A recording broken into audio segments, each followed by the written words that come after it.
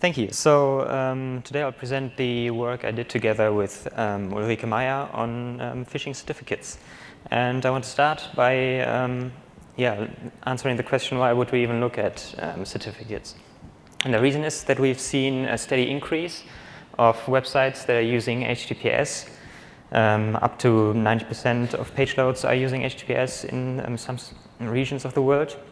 And phishing websites are going along with this trend. We've seen a rapid development of phishing websites that are using HTTPS in the last years, and are up to 60% according to this record. And looking at this data, we were wondering what kind of certificates are phishing websites using, and can we use the information included in the certificates to learn something about the attacker, or maybe detect or better detect phishing websites, may it be in an automated setting or a user education setting. And these are the questions that I'll be talking about in this talk. But first, I'll make sure that we are on the same page according to some terms. I think all of you are familiar with what phishing is. I've just included this slide so that the terms I'll be using are clear. When I'm talking about phishing, there are three actors involved: the victim, the attacker, and the target. And the target has some website that is copied by the attacker, who then sends a link to their fake website to the user, who probably clicks on it and enters their credentials. And in this talk, we are going to look at the website of the attacker and specifically their certificates. So what kind of information can we find in a certificate?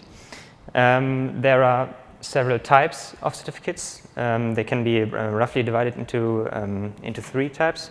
The first is called domain validated certificate. And this type of certificate only includes information on the domain name of the subject.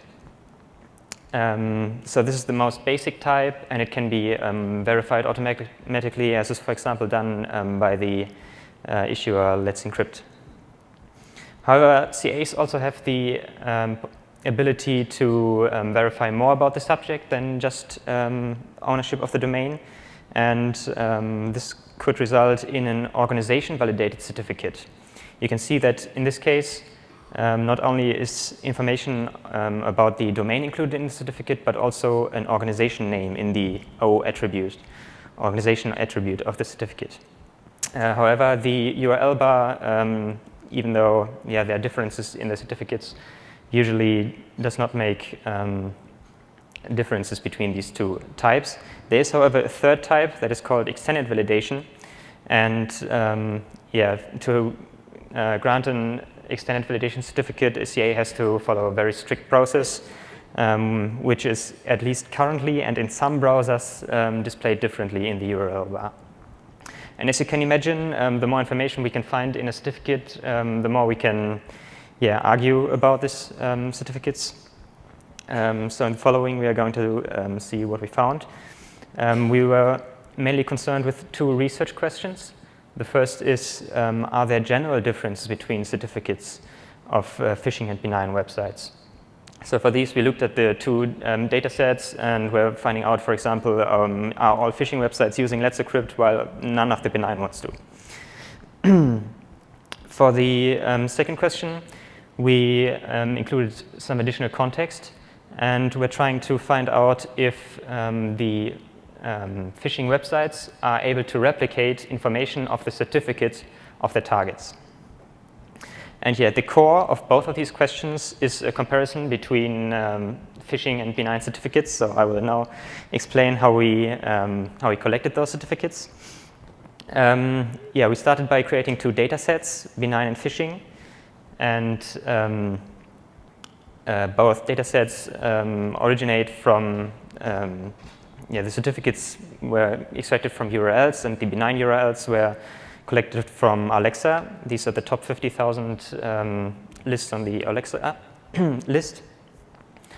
And the phishing dataset was created by querying PhishTank, and we collected more than 30,000 phishing URLs from this website over a period of 53 days.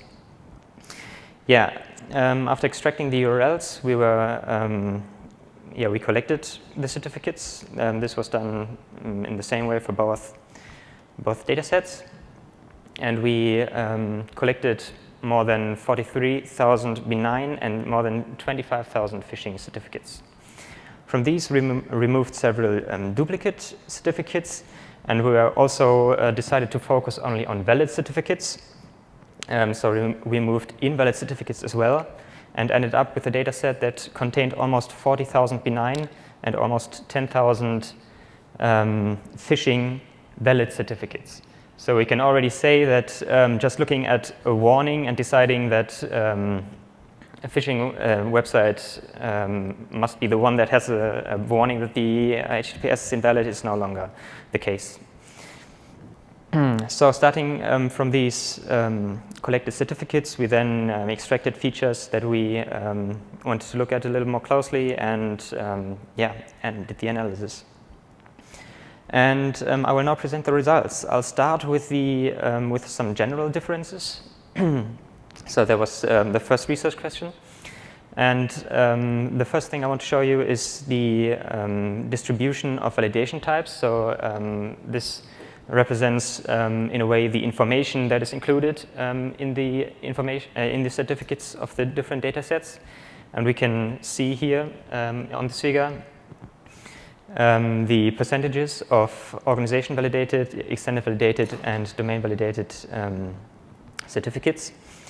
And we can see that the percentages in the benign data set for OV and EV are much higher than in the phishing dataset. However, there are some organization validated and even some extended validated certificates in the phishing dataset. Just as a small aside on the extended validation part, because that might surprise some, we were sampling some of these certificates, and we did not find any conventional phishing website on these websites. Instead, there were some false positives in the phishing dataset. We also found some apparent misclassifications, and lastly, websites that returned error pages for the URL. So it might be that phishing was hosted on these services, but the website was cleaned. But yeah, the main thing we can see from this figure is that a large majority of websites in the benign and the phishing case are using domain validated certificates. And so we were trying to find out if we can find any other differences in the certificates that might be helpful to differentiate the two. So for this, we looked at the issuers, since certificates from the same issuer tend to be very similar. So two certificates issued by Let's Encrypt typically have the same policies and even very similar algorithms and key sizes. And again, we found some substantial overlap between the two. As you might have noticed, this is the distribution of the five most common phishing issuers. And indeed, Let's Encrypt is the most popular issuer of phishing websites. However, it is also very popular in the benign dataset. And from this, we drew the conclusion that in a general case, it might not be possible to decide if a certificate belongs to a phishing website or a benign website. You can see this if you have a Let's Encrypt certificate, and the two Let's Encrypt certificates, one is benign, one is phishing. The only way they might differentiate is the domain name, and this can be almost freely chosen by the attacker. So that was the first research question. Let me go on to the second research question. And here, again, we were trying to compare the target certificate to the certificates of phishing websites that attacked this particular target. And we created a table for this, and I'm going to explain it on the example of PayPal, which was the most popular target of phishing attacks in our data set. So that's why it's rank 1. The target name is PayPal. We had more than more than 1,000 valid certificates of phishing websites that targeted PayPal, so that's quite a lot. And the main thing we found is that the organization part of the certificate is not at all recreated. So PayPal actually uses an extended validation certificate, so the certificate does include information on the organization. However, none of the phishing websites was able to, or maybe even tried to recreate this information. Just as a comparison, there were 84 phishing websites that had PayPal, so the name PayPal, as their in their URL, or the domain name part of the URL. And this was the not the exception, but rather the majority of the targets we looked at followed a similar pattern. So the organizations did not match, and there were varying amounts of URL matches. There were, however, some exceptions to this. Namely, these 3 targets had phishing websites that were able to recreate organization information. The interesting part of this is that all of these phishing websites that created the organization were hosted on the target's own infrastructure. So these services or targets offer services where users or customers can upload their own content, and the content is then protected with the certificate of the target. And in such a case, the organization and actually URL part would also be appear to be valid. Nonetheless, since we only saw the same issuer on phishing websites that were hosted on benign infrastructure, so to speak, we can see that, or we rather did not see any evidence of attackers actively replicating the information that can be found in certificates.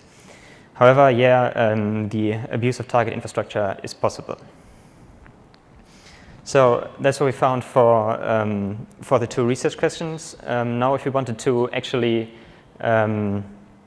use certificates for phishing detection in practice, there's still some open questions that I will be talking about now. The first, obviously, is the discriminative power. We've seen that there are lots of benign websites that do not have an extended validation or organization validation certificate, and in such a case, we really don't have much information to go by. I'm not saying that everyone should now switch to another certificate. That would not really be practical, since they usually cost much more, and might be harder to automate. But it is a factor we would have to consider if we're trying to implement phishing detections based on certificates. As for the second question, we've seen that none of the information was recreated at the current time. We might ask the question, what about the future? Is it possible that attackers will start replicating certificate information? And this is basically comes down to the question, do we have to trust the CAs not to include stuff in the certificate that is not correct or that might be misleading? There's, however, a project that tries to answer this, which is the Certificate Transparency Project. That's basically a public and verifiable log that includes all valid certificates. And it's currently mainly used to detect issuance of certificates for domain names that they should not have been issued for. However, it could in theory be extended to also include other certificate information.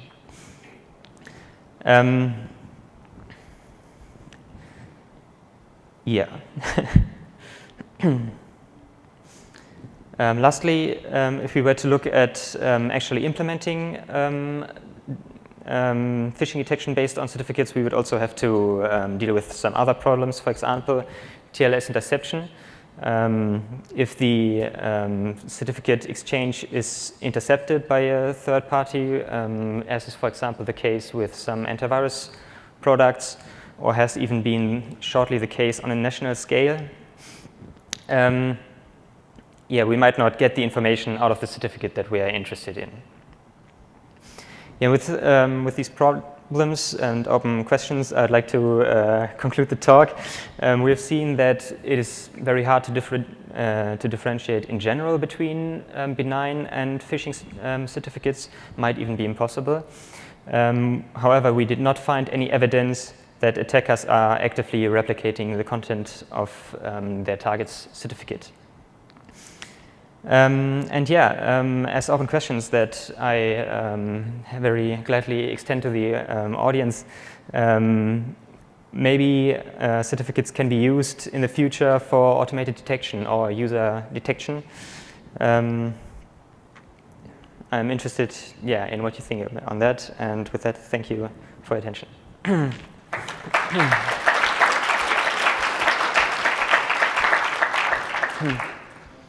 Do we have any questions? Oh, great. Hi, I'm Jim Fenton. Did you make any, you mentioned the sites that were hosted on the target's own infrastructure. Yes. Did you do anything to distinguish the cases where the phisher had actually obtained a certificate, as perhaps with a deceptive domain name in order to make it look likely, or versus other cases where the attacker might have just simply found a site that they could break into and host the phishing page off of? Yeah, we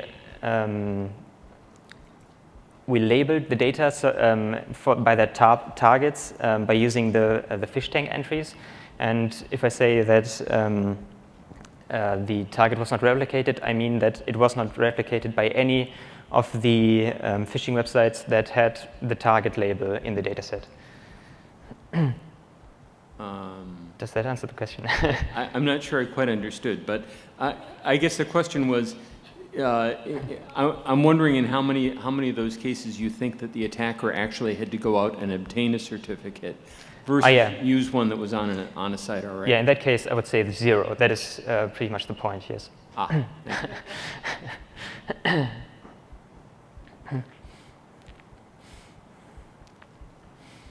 Hello, Jeffrey Goldberg from 1Password. I've seen a fair amount of research, which I wasn't able to find right now, on the non-effectiveness of EV certificates and users, and I'm just wondering, okay, fine, you're obviously familiar with it, if you'd comment on how that might connect to your research and possible recommendations. Yeah, I think this is a very recent and ongoing discussion, and really kind of hard to comment on. Personally, we did not find any concrete evidence that extended validation certificates were abused. There was some evidence that might point to compromise of extended validation websites. Yeah, I'm honestly not sure what else to say.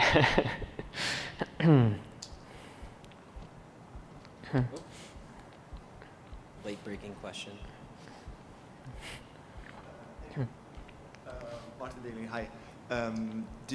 You mentioned that, or you showed in your graph, there are some issuers that are very more common on phishing websites, like SSL or something like that. Is that an issue known to these companies, or did you contact them? I'm not sure if they are aware of this fact. I think this evens out if we move away a little from the top 50,000 of the Alexa list and move toward less popular websites, so to speak. We also looked at a data set that was not the top 50,000, and the issuer were a little more similar to the phishing case.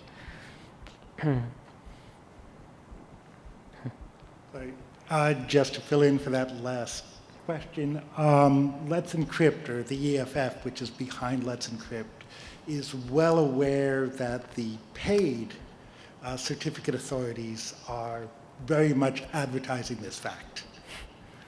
So, yes, they're all aware of it. Okay, if we don't have any more questions, let's thank the speaker again. Thank you.